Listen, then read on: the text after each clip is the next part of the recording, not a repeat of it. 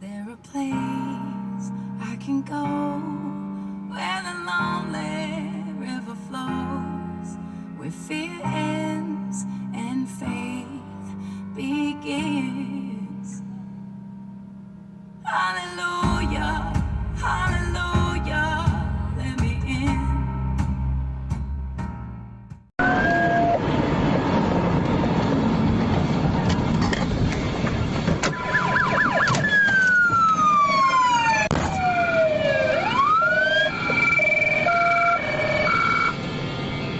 Jan Nikki 6. James Hetfield is sitting in with us tonight. Speaking of seizing your bands and always being their band, do you find it really hard? Which way are they facing? Now? They're facing westbound. I think he may have just been tasered. Shots fired! At 321, we have shots fired. We have one suspect down. We need him to here. My sanity, my body, and my body and spirit goes. Please, we're going to need to get eastbound 36th Street North. Actually, just going to need 36th Street North shut down. That's Lewis, and then probably back off about 3 or 4 blocks to the west of there. Is what we're up for. So I tell you, that is the coolest part about being in a band is playing live. It's not the 22 other hours, getting around. It's not 2 hours that's on stage, and that is golden to me. We're talking to James Hetfield from Metallica. We will have more with him in just a minute.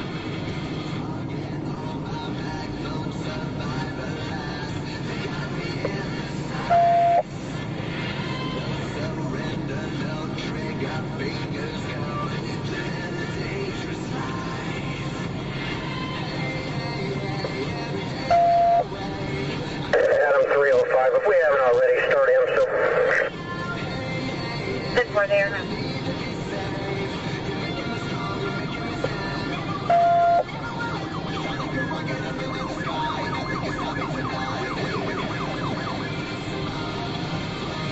Charlie 305 on scene.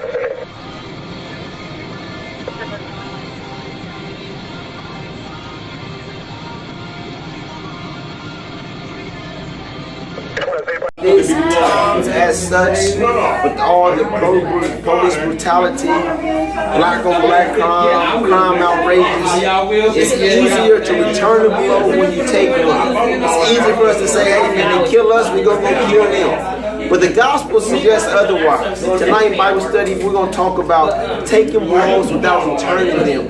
I mean, if somebody do something bad to you, you ain't got to do something bad to them. Taking blows without returning them. Tune in, lock in, and tell me how you think. You know, all of us don't know where is that in the Bible. We all know that it's in the Bible. You know, one man smacks you on one cheek, turn another cheek. That's one of those church cliches that's been passed down. What's that say to us? Forgive a brother. Forgive a brother. Don't repay evil for evil. Don't repay evil for evil. Can't say that. All right. What about doing to others as they do to you? Doing others as they do to you. All right. So why do we have to turn the cheek if they hit us in one cheek? But it says, Turn do unto cheek, others hit another as you cheek. want done unto you. So, do you want somebody to hit you back, or do you want somebody to forgive you? Well, But is that really a I Bible shouldn't be scripture? here. I don't know. I don't think that's I told you, you're a Bible scholar. I don't think that's a Bible scripture. It's just something that we can translate. Church cliche. So let's move in. Let's dig in. All right. So first we got right here. Let's go to the hot part of the verse. It says, "If anyone strikes you on the right cheek, right cheek." So why is the right and not the left cheek? Why is it the right and not the left cheek? That's the first thing. We can't miss that. The right cheek. If I was to smack Ryan on his right cheek, that means I have to do it with my what? Left hand. Left hand. If you smack somebody on the right cheek, you have to use your left hand. So what does the left hand stand for in the biblical terms? Wrong. Huh? Wrong. Evil. Weak. What does the left hand? So when Jesus is making this illustration to the people of the Sermon on the Mount, he says, if someone smacks you on your right cheek, That means to us now, in our context of these 5 political strategies, if somebody comes to oppress you, they try to use their power over you, and they try to smack you on your right cheek, you need to realize that they hit you with the left hand. So anytime that the oppressor, anytime that those who are in power strikes you with their left hand, that is a sign of disrespect. Right now to this day, they consider if you shake somebody's hand with your left hand as a sign of disrespect. That's serious. So listen, even Saturday, now this is a little personal. My sister's baby daddy, Jermaine, came to his son's football game. When he went to spoke to my grandfather offered him the left hand. And everybody else missed it. But to me, I know my grandpa don't deal with him. I know my grandpa do 10 times more for those kids than they daddy do. And so to him, he don't have no respect for him. So besides disrespecting him verbally or anything like that, he just offered him the left hand. Didn't cuss him. Didn't say, well, I picked your son up and I got your son here and I'm taking your another son to the other football game. Never went through all that. All he did was offer him the left hand. Smooth, cool criminal. I looked at him, I just laughed in my head. I said, how do you think you see it? You know, I just laughed in my head. You know, because I mean, when I came up, I got the right hand. But when Jermaine came up, he didn't even look at him. He just offered him just the left hand. It's a sign of space. It's a sign that, listen, I believe if I give you my left hand, that means you're under me. The Bible goes on to say when Jesus went to separate the good from the bad, he put the bad on what side? Left. The left side. The left side. So left hand, left side implies to us that, listen, that's where the oppression is at. The oppression is on the left side. So when this man came up, and when Jesus telling this story about, being smacked, he said the right cheek would suggest that the man had to use his left hand. Left hand. The Quran. Now, here we go. The Quran, the Muslim book of faith. Inside of their book of faith, 10 days is the punishment for using the left hand. There is a punishment in the Quran, in their religion. If you disrespect somebody with the left hand, you have to serve a 10-day penalty. That's how serious the left hand was, a disrespect in their sign of faith. Yes. So when he's saying, if they hit you with the left, if they hit you with the left hand, then tell them to hit you the right way. Is that what you pretty much saying? No. Like, nah, hit me the right way. No. We gonna get there. So if they hit you with the left hand, we gonna deal with the hit of the left hand. They hit you with the left hand. So then, only how I can hit you on your right side if I use my right hand is if I do what? Backslap. And anytime you backslap somebody, you're not trying to hurt them, but you're more so trying to insult them. Get out of my face. You really don't mean nothing. I don't have to ball my fist up to punch you because that would be doing too much. So I'm a back smack you. I'm a back smack you. It says right here, masters backslap their slaves. Romans backslap the Jews. Husbands, when they hit their wives, guess what they do? Backslap them. Parents backhand children. Anybody who is in power and who does not want to hurt you but wants to insult you, they don't ball their fists up, but they backslap you. Because one thing about all those people that I mentioned, once they backslap you, they just not trying to hurt, they trying to let you know, listen, I'm in control. You disrespecting me. You are challenging me, and listen, I am in control. So to let me put you in your place, guess what I'm gonna do? I'm gonna backslap you. So the only time the right hand ever hits the right side of the cheek of the face, if somebody is insulting them. Backslap. We going somewhere, y'all. I'm building. Slaves got backslapped. A lot of people get back. That's still true today. Listen, when you get into this true with somebody, listen, I'm a backslap if you quit playing with me. Because listen, it ain't worth me beating you up. I'm just going to backslap you. So, by turning the other cheek, what does that mean?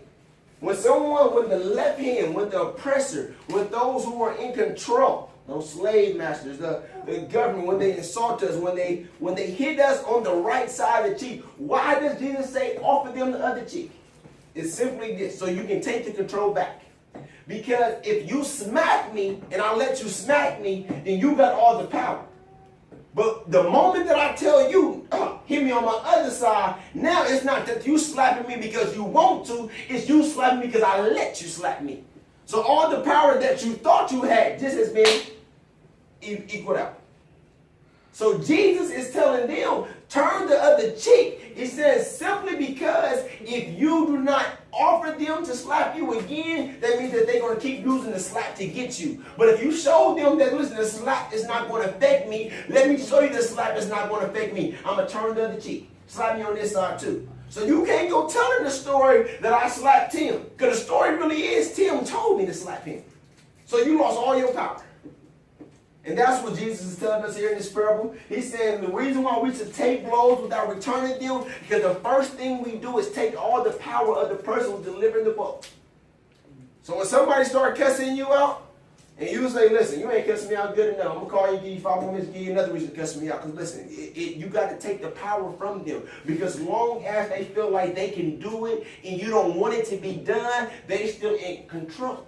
So is it like when a parent whoops a kid, and the kid says, I'm not gonna cry. And it makes the parent mad. Right. Because he took the power away. Prime example, good example. Took the power away. And the reason why the parent gets so mad, because the thing they try to do to control them is not control them. Because now they say, I don't care if you do it anyway. So now a parent has to find another way to punish. Because that punishment is not effective anymore. Because they took the power away from the parent. That's a good question. Good illustration. Because I know those boys you got big real quick. Yeah, they did. And it's like your kids like they felt that. I feel my mom listen. Okay, mom. Stop. Yeah. All right, mom. Like, you know, yeah, like, you know, because literally that's exactly what it does. It's when you allow somebody to insult you, then it's not, they can't tell the story that, listen, I came and smacked Tim and Tim didn't do nothing about it. No, you came and smacked Tim, you know what Tim said, smack him on the other side now. That don't make sense. So guess what? They can't go tell their story the same. So now they have no power and no drive to go and tell the story. What am I telling this story for? Listen, I smacked him, yeah, but he turned around and let me smack him on the other side and told me to smack him. The story can't be told the same. Moving quickly, I'm flipping over. I'm on bottom of 169, Papa. That's where you like that. Turn with the blow. He said, because now you define who you are. I got the power. I have the power. So you can't let them define you. As long as they smack you, then they can say you soft. But when you say turn the other cheek, then they're going to say, listen, he can't be there. They got to tell the story. A little bit different. He says, literally the book is saying, you now define yourself. So right now, we in America are dealing with police brutality once again in 2 different states. Where they always come back to back. Here we go again. Every month we hear in this conversation. Here we are again. Martin Luther King will say, don't return violence with violence. Martin Luther King got a statue in Washington, D.C. Malcolm X and the Black Panthers will say, go get our guns and let's go return the blows. Nobody wants to talk about Malcolm X. He gets no credit, even though he did great works. He had just as much amount to do with the civil rights movement as Martin Luther King did. But why is not Malcolm X glorified like Martin Luther King is glorified? Because Malcolm X did not do it the God way. Martin Luther King made sure that he did it the way that Jesus would do it. So Martin Luther King said, even though you burn down my house, I'm not going to go and burn down yours. So now this changed my whole mind frame, because I was at the point where I didn't care about them burning down Ferguson. When they burned down Ferguson and they tore it up, I was like, oh well, something got to happen. Are they gonna keep doing it? But what the text is telling us is when somebody hits you on one side, we got to offer them the other side. So now my whole mind frame is this. I don't care if the police pull me up. They're not going to put no fear in my heart. I don't, listen, police drive by me, pull me up. I'm not scared. Literally, when one of my little friends went to jail last time, I went to pick up somebody that was there that didn't have a license, and in the midst of the officer told me 2 or 3 times she gonna take me to jail. Because that's fear. But when jail ain't no fear no more, then guess what? I took the power away from them. What's wrong with Kansas City right now? Why is there so many murders? Or why is there so much crime? Because literally, those people in the streets have what we don't got. They realize, listen, I don't care about going to jail. So since they don't care about going to jail, they openly do whatever they want to do. I got off work the other day. I was going to the gas station. It was just me. I see everything, and I'm there with them. I see the car backed in. The back door was open. The passenger door was open still, and there was a guy at the door with his hand in his back pocket. By the time I pulled into the gas station, he had a gun in his hand. He pulled a gun out of his back pocket. So in my mind, I'm like, oh, robbery. They robbing the store right now. You know, I ended up turning the corner, went to the gas station right across the street. I went back around. I wanted to see. I wanted to see. So after the car left, they ran out, hopped in the car. I went back into the store. I said, what happened? They robbed y'all? He said, no. I seen a little nigga at the door with the gun. He said, but they was mad we wouldn't serve them no beer. But in that little kid's mind, he was willing to kill, shoot, and harm over a beer. Because he ain't got no fear. Because, listen, what they got that we don't got is that they realize, listen, how to control power. And how do I show you that I have power? It's showing that the tool that you can use to trap me don't hold me. So the street people got it. They realize, listen, the police are not going to come because, listen, I ain't scared about the police. And the police literally drove down the street with their sirens on, and I want to see if they was going to panic. This is when I was pulling the boys on the door with the gun in his hand. And all he did was put his gun in his back pocket. Soon the police went through the light, he pulled it right back out. Literally.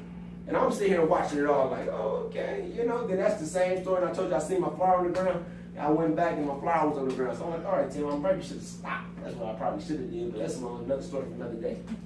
But here we go. Continue on. So when you strike me, I would say strike me again, because now we're equal, because I play my role in it too. And that's what Jesus is saying. Anytime somebody talks about you, offends you, disrespects you, he's saying all you need to do is offer them, they can do it again, because you take the power out of that.